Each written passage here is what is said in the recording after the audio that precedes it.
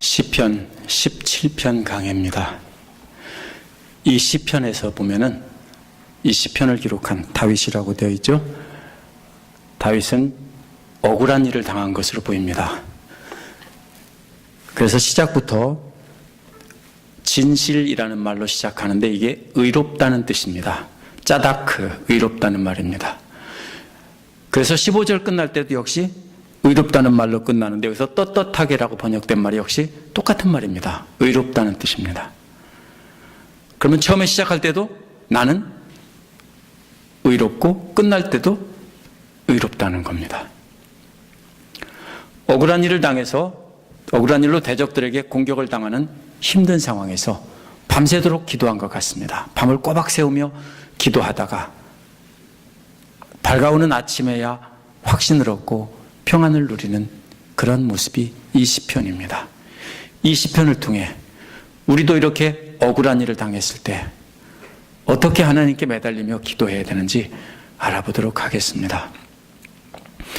첫째로 1절부터 5절은 자신의 결백에 근거해서 드리는 기도입니다.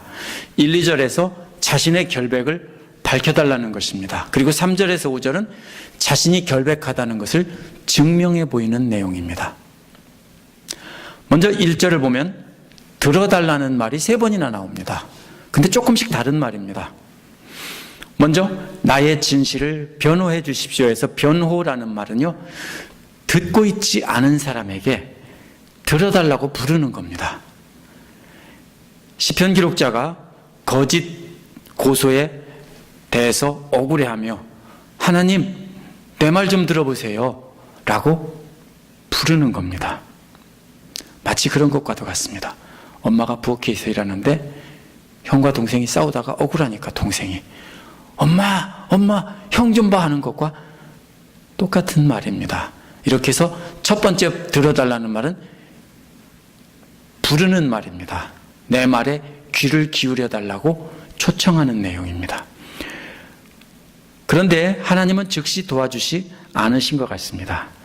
그리고 이 재판에서 시편 기록자는 패한 것입니다. 그래서 억울한 일을 당하게 된 것입니다.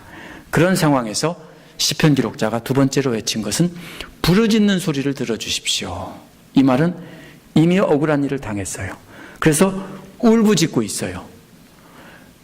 울부짖는 그 소리를 들어달라는 겁니다. 울고 있어요. 마치 예를 들면 형한테 억울하게 한 대 얻어 터지고 엄마라고 불렀는데도 엄마가 안 구해주라. 형이 나 때려 하고 불렀는데 엄마가 안 들었어요. 근데 얻어 터졌어요. 그 다음에 뭡니까? 와! 하고 우는 거죠. 이렇게 울부짖는 그 울음소리를 들어달라는 겁니다. 시편 기록자가 너무 억울하니까 뭐라고 말이 나옵니까? 안 나오죠. 그럼 뭐가 합니까? 울기만 하죠. 하나님 앞에서 울기만 하는 거예요. 그렇게 울다가 한참을 흐느껴 울다가 진정하면은 그 다음에 뭡니까? 이제 기도를 하는 겁니다. 그래서 세 번째는 나의 기도에 귀를 기울여 달라고 한 것입니다. 세 번째는 들어달라는 겁니다. 이제 진정을 하고 울던 것을 그치고 기도하면서 억울한 일을 당했다. 내가 억울한데 결백한데 억울한 일을 당했습니다. 라고 하나님 앞에 알리는 겁니다. 이어서 주님께 기도드리는 내용이 2절에 나오는데요. 주님, 친히 너는 죄가 없다고 판결해 주십시오 라고 했습니다. 이게 친이라는 말은요, 원어에서는 주님의 얼굴로부터 라는 말입니다. 주님의 얼굴로부터 나의 판결이 오게 해 주십시오. 무슨 소리예요? 자기가 주님을 대면해서 보고 주님의 임재를 경험하면서 주님께서 자신에게 판결 내려주는 것을 체험하게 해달라는 겁니다. 물론 직접 주님을 얼굴과 얼굴을 마주대고 본다는 뜻은 아닙니다. 주님이 자신에게 임하시는 것을 그렇게 주님의 얼굴로부터 오게 해달라, 이런 것입니다. 구체적으로 주님의 얼굴 어디입니까? 어디서 오라고 하는 것입니까? 그것은 주님의 눈입니다. 주님의 눈으로 공평하게 살펴달라는 것입니다. 공평하게 살펴봐달라는 말에서 공평이라는 말은 현명한 재판을 내린 기록입니다. 한국말로 판례라고 합니다.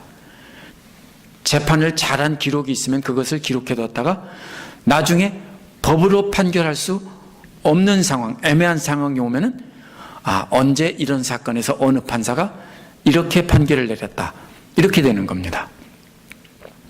바로 뭡니까? 이 자신의 이 억울한 일에 대해서 주님께서 현명한 재판을 내려주셔서 그 재판 기록이 후대에 길이 남을 수 있게 그렇게 주님께서 현명한 판결을 내려달라는 것입니다. 어떻게 판결합니까? 그것은 눈으로 보고, 주님의 눈으로 보고 그렇게 판결해 달라는 겁니다. 근데 본다는 말은요, 실제로 하나님이 눈으로 본다라는 뜻이라기보다는 하나님이 아신다라는 말을 상징적으로, 비유적으로 표현한 말입니다. 알아달라는 겁니다. 거짓 고소로 억울한 일을 당했는데 하나님께서 다 알아주시고 자신의 누명을 벗겨달라는 겁니다. 이럴 때가 많죠. 우리도 세상을 살다 보면 정말로 답답하고 억울할 때가 있습니다.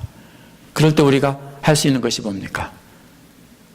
하나님께 들어달라고, 또 답답한 마음을 하나님 앞에서 눈물로 울부짖다가 그 다음에는 하나님 하고 하나님께 자신의 억울한 사정을 하나하나 아뢰는 겁니다.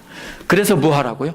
하나님께서 최고의 명판사가 되셔서 자신의 문제를, 억울한 문제를 해결해 주십시오. 어떻게 벗겨달라는 말입니까? 3절부터 5절입니다.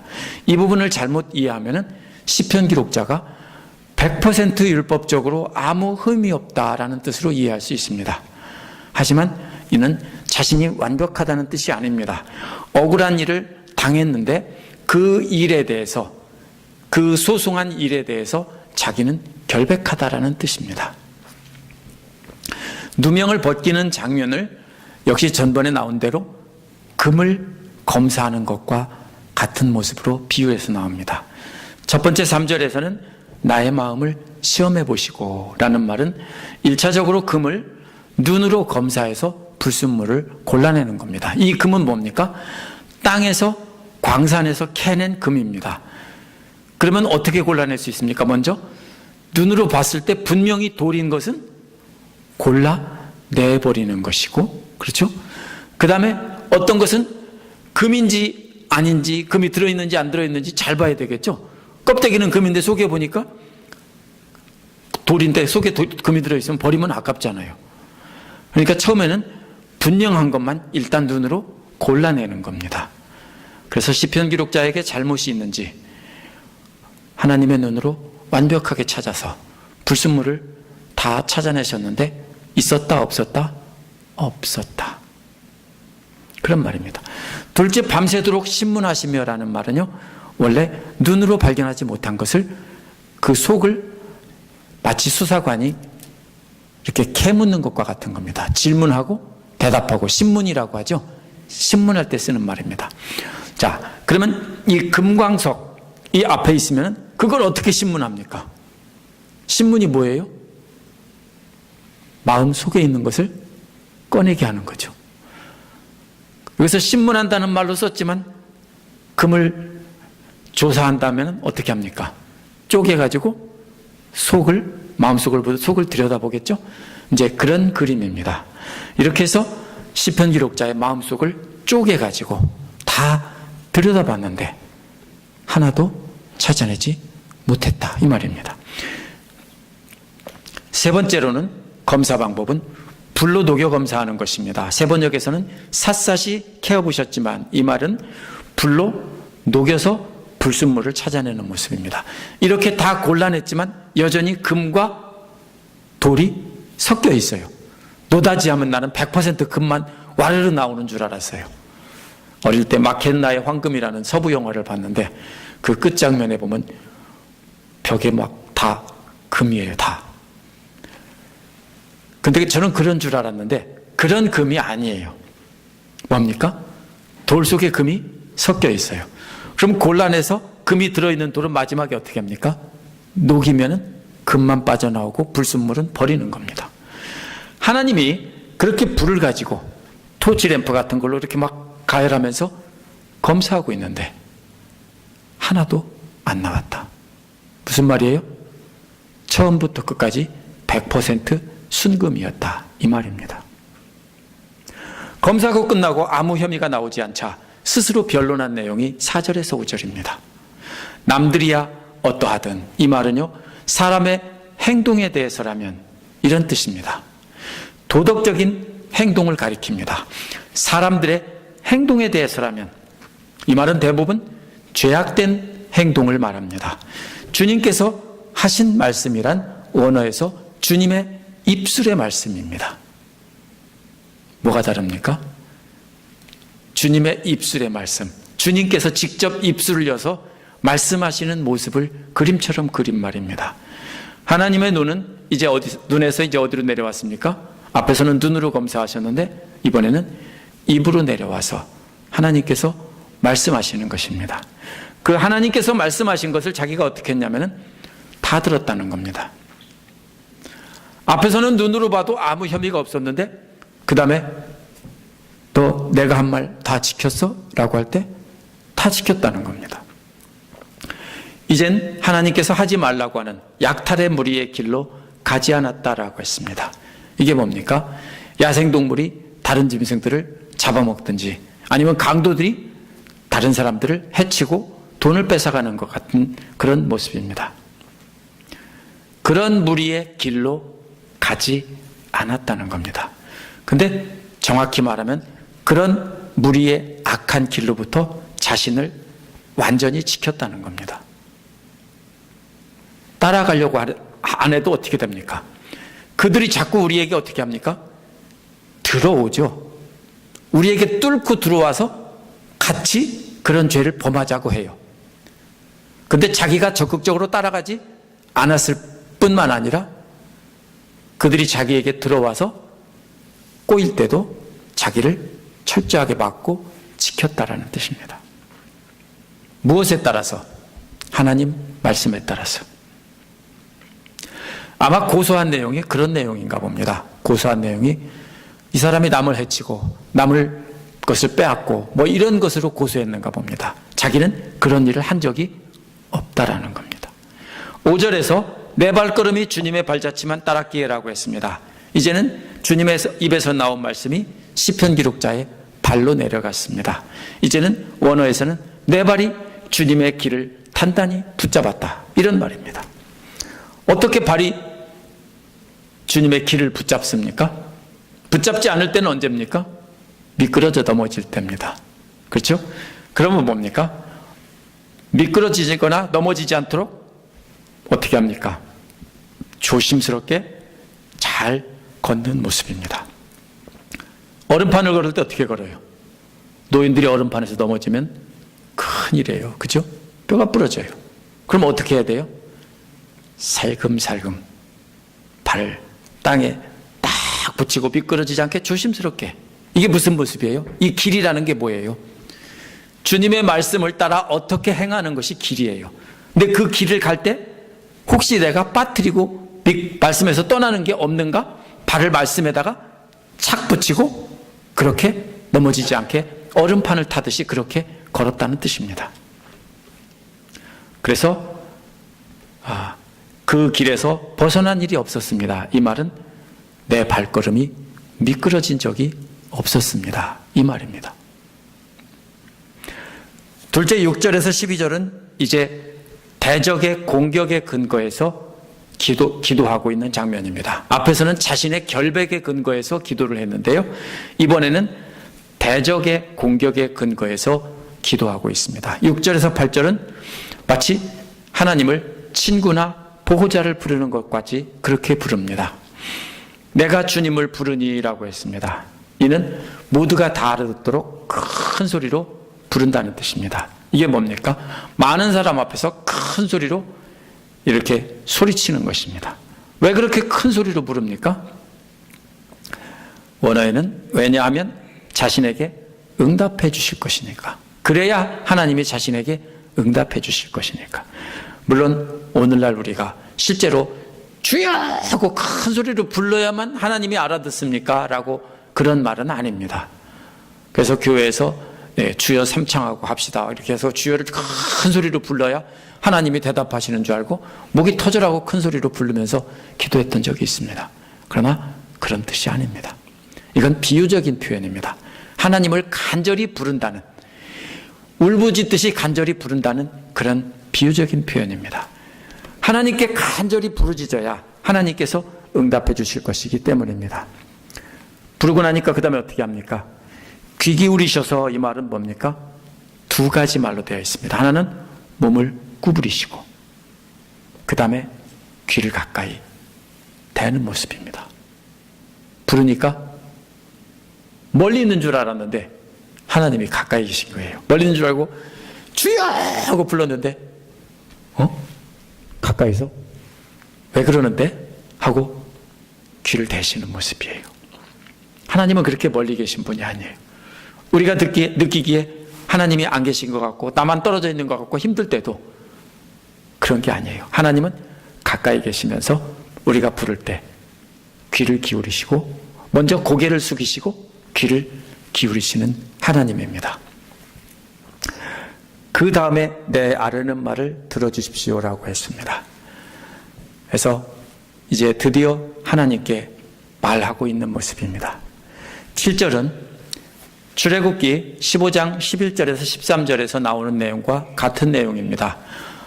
이집트 왕 파라오로부터 구해주신 것을 찬송하는 내용과 같습니다.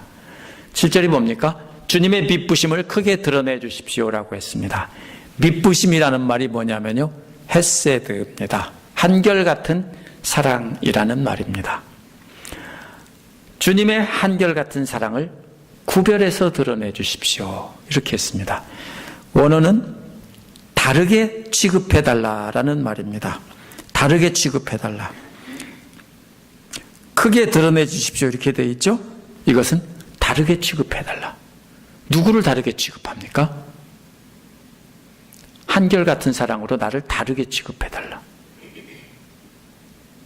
아들이면, 자녀면 똑같이 취급 안 하겠죠?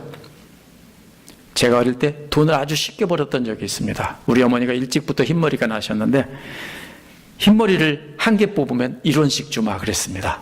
빅딜입니다. 10개만 뽑으면 그 당시에 10원입니다. 60년대 말에.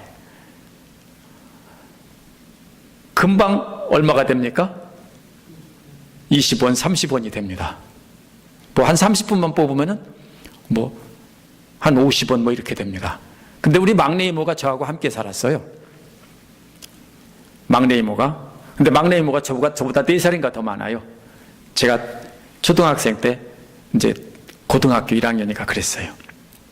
그걸 보고서 자기도 달라고. 우리 막내 이모는 우리 어머니 흰머리를 막 2시간, 3시간씩 뽑는데도 한 푼도 안 줘요. 그냥 야, 너 와서 흰머리 좀 뽑아라 그래 놓고서는 한 푼도 안 주세요. 다르게 취급했어요. 막내 이모가 아무리 얘기해도 너 우리 집에서 먹여주고 학교 보내주는 것만 해도 고마운 줄 알아. 시골에서 학교도 못 다니고 있는 걸 우리 아버지가 오라고 그래서 이렇게 우리 집에서 같이 살았거든요. 왜 다르게 취급했어요? 왜요? 왜 저는 흰머리 하나 뽑으면 1원씩 주고 우리 막내 이모는 잔뜩 뽑아도 10원, 20원밖에 안 줘요? 왜요? 아들이니까. 여기서 한결같은 사랑으로 다르게 취급해달라 이 말이요. 미쁘심을 크게 드러내달라. 한결같은 사랑으로 다르게 취급해달라는 말이 하나님과의 언약의 근거에서 그렇게 해달라는 거예요. 자신은 뭐예요? 하나님의 백성이고 하나님의 자녀니까. 그 사랑을 드러내달라는 것입니다. 그 언약이 뭡니까? 출애굽기에도 나오고 창세기에도 나오고 언약이 여러 번 나옵니다. 그 언약의 근거에서 하나님이 계속해서 이스라엘 백성을 구해주셨습니다. 또 뭐라고 말하고 있습니까? 구해주시는 분이라고 했는데 누굴 구해주시냐면 당신의 오른손으로 피하는 사람을 구해주신다고 했습니다. 주님께로 피하는 사람을 구해주신다라고 했습니다. 누굽니까? 주님께서 구해주시는 게 아니라 알고 보니까 우리가 주님께로 피하는 것입니다. 그러면 가만히 있으면서 나 구해주세요 하고 가만히 있는 것이 아니라 주님께 피하고 주님께 의지해서 주님의 손 안에서 거하면서 안심하는 사람, 그런 사람을 주님께서 이렇게 구별해서 다르게 대접해 주신다라는 말입니다. 자녀라면 뭡니까? 품으로 들어오고 자녀가 아니면 빠져나가죠. 옛날에 내 새끼냐 남 새끼냐 구별하는 방법이 뭐라고 그랬어요? 회초리를 때렸는데 도망가면 남 새끼고, 때렸는데 조금 있다가 엄마하고서 품에 들어오면은 내 새끼래요. 맞아요? 한국 사람들이 그런 말 했어요. 말 되죠? 징계를 받거나 어려움을 당했을 때 누구한테 피합니까? 아버지께 피하는 사람이 바로 하나님의 구원을 받고 하나님의 보호를 받을 수 있는 사람입니다. 누구로부터 지켜줍니까? 이 사람을 시편 기록자를 대적해서 일어나는 사람들로부터 구해준다는 것입니다. 그 구해주는 모습이 신명기 32장 10절에도 나옵니다. 그게 뭡니까? 이스라엘의 사람을 광야에서 그 날개로 펴서 이렇게 가려주시고 구해주신다는 내용이 나옵니다. 무슨 이미지냐면요, 여기서 독수리의 그림입니다. 첫 번째로 독수리가 어디 있습니까? 높은 하늘에 있죠. 하나님이 독수리란 뜻이 아니라 독수리처럼 하나님은 하늘 높은 곳에 계셔서 우리를 다 보고 계시는데, 우리가 독수리를 볼 수 없지만 독수리는 우리를 보고 있는 것처럼 하나님은 우리를 보고 계시다는 겁니다. 그래서 8절에서 뭐라고 말합니까? 나를 지켜주십시오라고 했습니다. 뭐로? 주님의 눈동자처럼, 당신의 눈동자로서, 이런 말입니다. 당신의 눈동자처럼이라기보다는 당신의 눈동자로서. 눈동자가 뭡니까? 눈 안에 한가운데 있는 까만 부분, 눈의 중심을 말하는 거예요. 하나님의 그 눈의 중심으로 가지고 자기를 지켜달라는 겁니다. 그럼 독수리가 새끼를 지킨다고 하면 어떻게 합니까? 높은 하늘에서 빙빙 돌면서 새끼들을 이렇게 지켜보고 있다가 만약에 다른 동물들이나 이런 것들이 와서 새끼들을 잡아가려고 하면 어떻게 합니까? 날쌔게 내려와서 새끼들을 구하겠죠. 바로 그런 그림입니다. 그래서 뭐라고 했습니까? 당신의 눈의 눈동자로 나를 지켜주십시오. 그 다음에는 뭐예요? 당신의 날개 그늘로서 나를 숨겨주십시오 그랬습니다. 어떻게 하는 겁니까 그러면? 탁 채가는 건 줄 알았더니 채가는 게 아니네요. 쫙 내려와서 그 날개로 새끼들을 딱 가리면서 독수리가 노려보면 어떻게 됩니까? 도망가죠. 그렇죠? 안 도망가면 어떻게 합니까? 그 억센 부리로, 그 발톱으로 한번 뜯어놓죠. 한 방에 숨통을 끊어놓습니다. 사자나 이런 것처럼. 그래서 그런 그림입니다. 숨겨주십시오. 하나님의 날개로. 내가 위험에 처해 있을 때 얼른 내려와서 날개로 쫙 이렇게 숨겨주십시오. 그래서 눈의 눈동자와 날개의 그늘이 똑같이 대칭이 됩니다. 시기 때문에 이렇게 대칭이 되게 돼 있어요. 당신의 눈의 눈동자로서 나를 지켜주시고 당신의 날개의 그늘로서 나를 숨겨주십시오. 그 그늘 아래 숨겨달라는 겁니다. 이제 시편 기록자는 이집트 군대에 쫓기던 이스라엘 백성과도 같은 모습입니다. 앞에는 홍해가 있고 뒤에서는 군대가 오는데 도망갈 곳이 없는 상황입니다. 이런 상황에서 하나님 어떻게 구해달라고 합니까? 절대절명의 위기예요. 앞으로 가려니 빠져줬고 뒤에서는 군대가 와서 죽이는데 하나밖에 없어요. 하늘에서 내려와서 뭡니까? 독수리가 날개로 탁 덮는 것처럼 그렇게 해주는 것밖에 없어요. 그래서 그 구약 성경의 그런 기록에 근거해서 자기도 이 위험에서 구해달라는 거예요. 진퇴양난이에요. 빠져나갈 곳이 없어요. 하나님이 아니면 해결이 안 돼요. 이럴 때 하나님, 그렇게 나를 지켜보고 계시는 하나님, 주님의 날개로 나를 덮으소서, 이런 말입니다. 그 다음에 보면은 대적들의 공격하는 모습이 나오는데 그것을 고발하는 겁니다. 9절에 뭐라고 했습니까? 나를 공격하는 악인들로부터 나를 지켜주십시오라고 했습니다. 공격한다는 말은 파괴하려고 하는 이런 말입니다. 어떻게 합니까? 야생동물이나 이런 것들이 독수리 새끼를 잡아먹으려고 하면 뱀이나 뭐 이런 것들이 어떻게 합니까? 그냥 점잖게 잘 모셔가는 게 아니죠. 그래서 물어뜯고 찢어놓죠. 다른 어떤 동물들이든지. 그렇기 때문에 그렇게 발기발기 찢어서 죽이고 먹으려고 하는 그런 악인들의 얼굴로부터 나를 지켜달라는 것입니다. 또 나의 생명을 노리는 원수들이 나를 둘러싸고 있다고 했습니다. 그래서 이제 보면은 적들에게 둘러싸여 있습니다. 근데 이 적들이 어떤 적들이냐? 자신을 삥 둘러싸고 있는 적들이 10절에 보면 이렇게 되어 있습니다. 그들의 몸뚱이는 기름기가 번들을 흐르고, 이게 의역한 거고요. 이 원어는 이렇게 되어 있습니다. 지방으로 가로막았습니다. 뭐를요? 심장을. 심장을 지방으로 가로막았대요. 무슨 소리예요? 이 사람들에게 하나님께서 물질로 축복을 해줬어요. 근데 뭐만 먹었어요? 하나님 말씀에 따르면 불쌍한 사람, 가난한 사람 먹이고 돌보면서 그렇게 먹으라고 축복해 준 건데 지들만 다 먹은 거예요. 그래서 뭐예요? 기름기가 꼈는데 기름기가 방패처럼 심장에 꽉 껴버렸어요.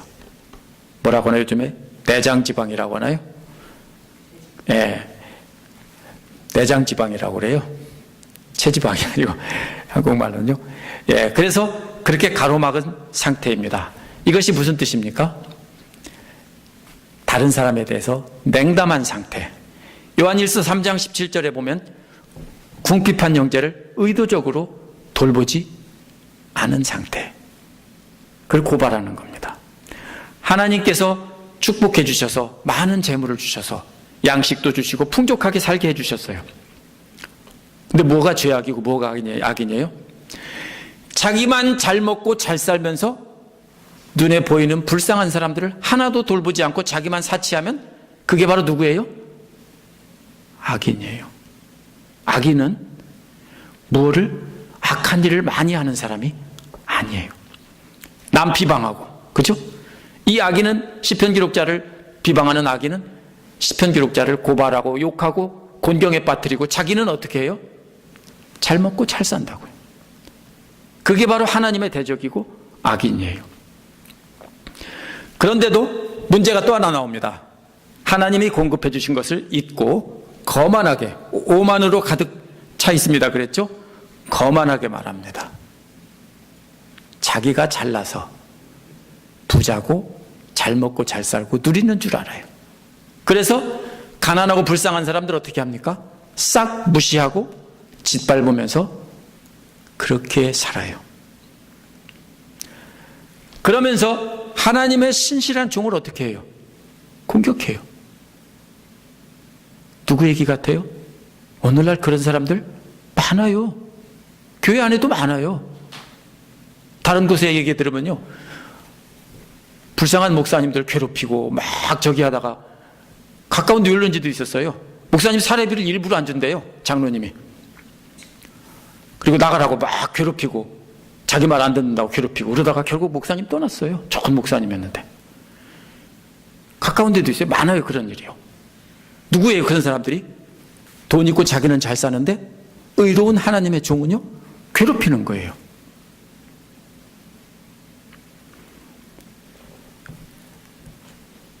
그래서 그런 사람들은 자기가 하나님인 줄 알아요. 자기가 다 가졌으니까. 누릴 거 다 누리고 권력도 가지고 돈도 가지고 다 가졌으니까 자기들이 하나님인 줄 알아요. 거만하게 그래서 다른 사람들에게 뭐예요?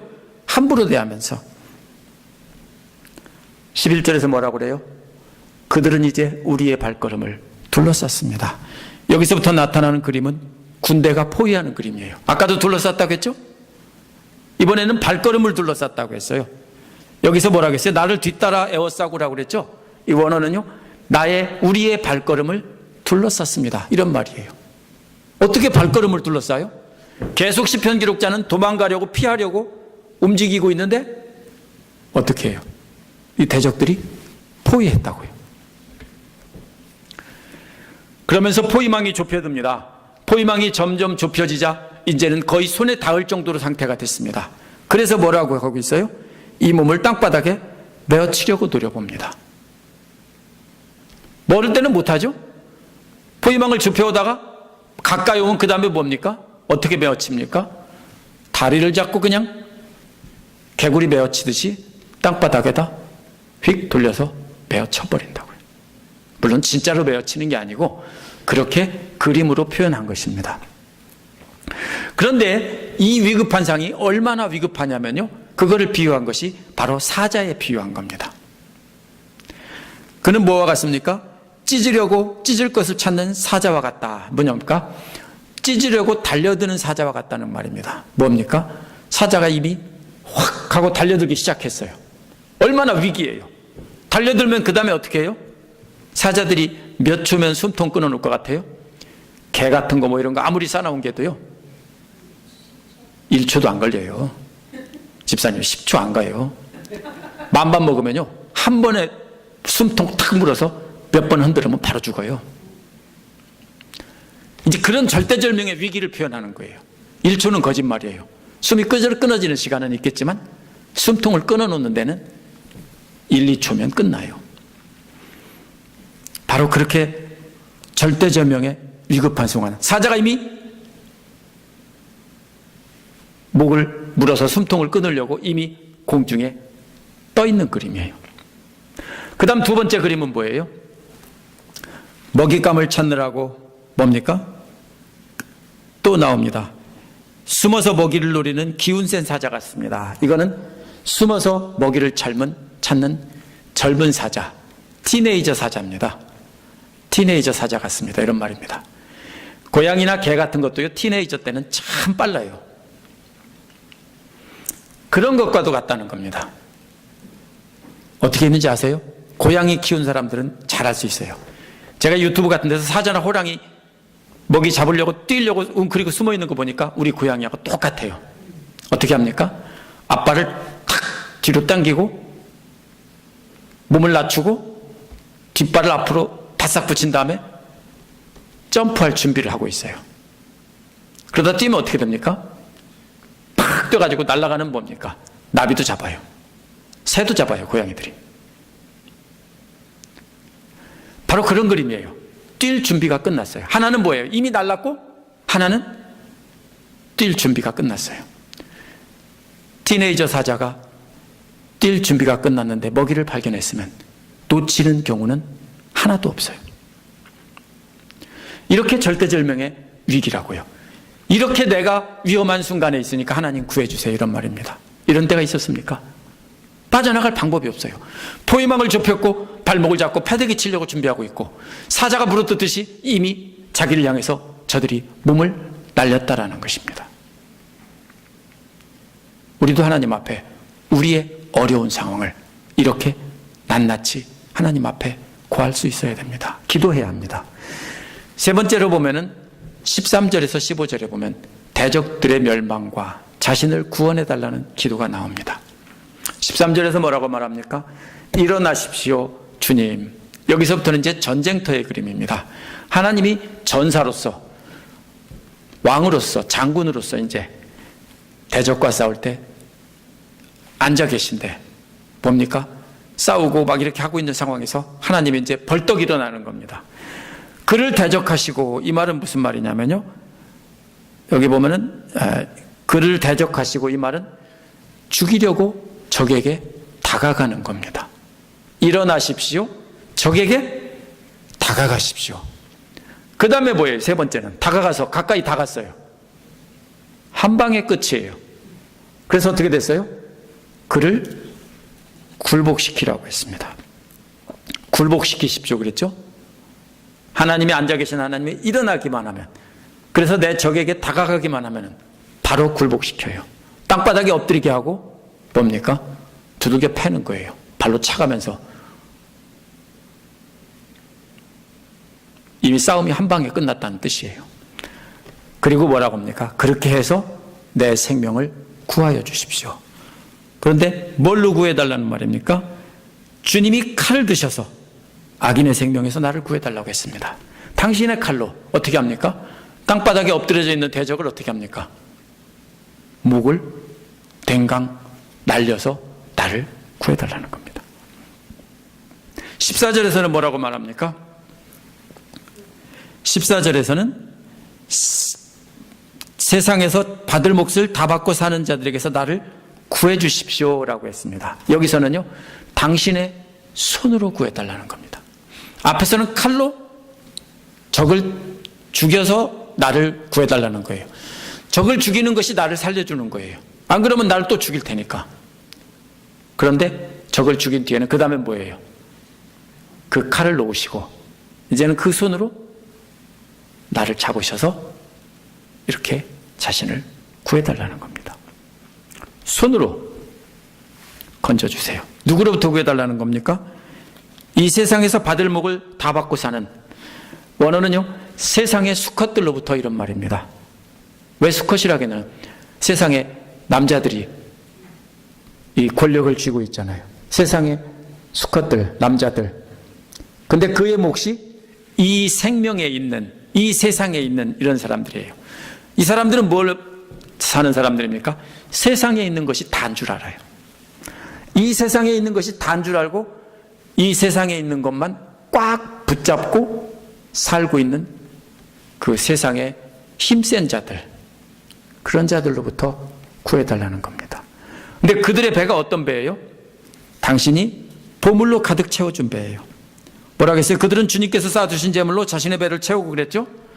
이 말은요, 그들의 배, 그게 어떤 배냐? 주님께서 보물로 채워준 그들의 배. 하나님께서 그들에게 보물로 채워줬어요.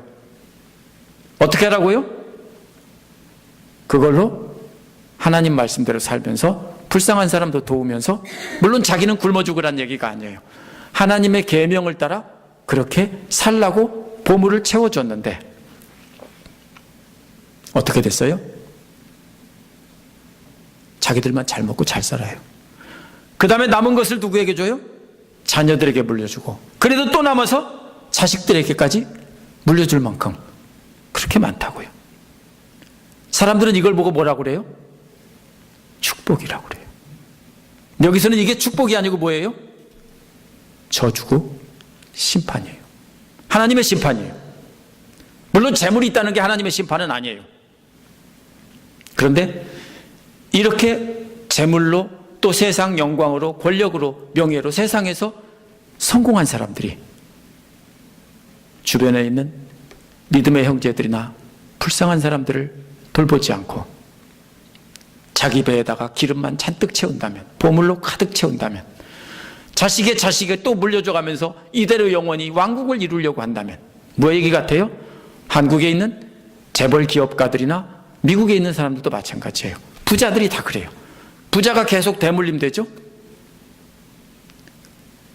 근데 시편 기록자는 그런 사람들이 바로 뭐라고요? 멸망할 자라고요. 그런데 15절에서 뭐라고 했습니까? 시편 기록자는 나는 공의 안에서 주의 얼굴을 뵙겠습니다. 나는 떳떳하게 주님의 얼굴을 뵙겠습니다. 이게 무슨 말입니까? 주님께서 명령을 했어요. 너는 내 말씀대로, 내 말대로 살아라 하고 그 입술의 말로 주셨어요. 그런데 그 말대로 안 하면 얼굴을 뵐 수가 없어요. 무슨 얘기예요?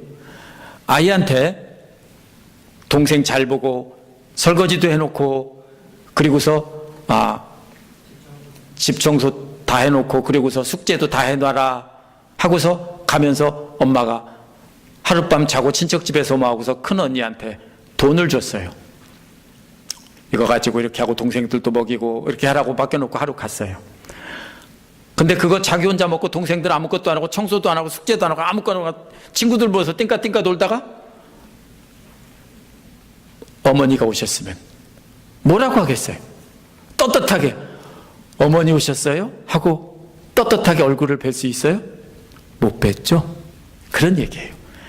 뭐 이게 시편 기록자가 대단한 일을 다 완벽하게 했다는 게 아니라 하나님께서 하라고 하신 것들을 자기가 할 수 있는 것만큼은 순종해서 다 하고서 떳떳하게 주님의 얼굴을 뵙겠다는 겁니다.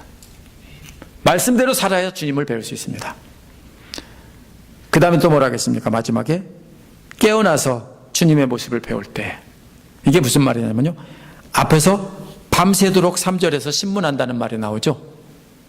이게 실제로 밤새도록 신문하는 게 하나님이 신문하는 게 아니고 하나님 앞에서 사실은 밤새도록 기도하는 거예요. 근데 여기서는 뭐예요? 잔듯 만듯 뭐예요?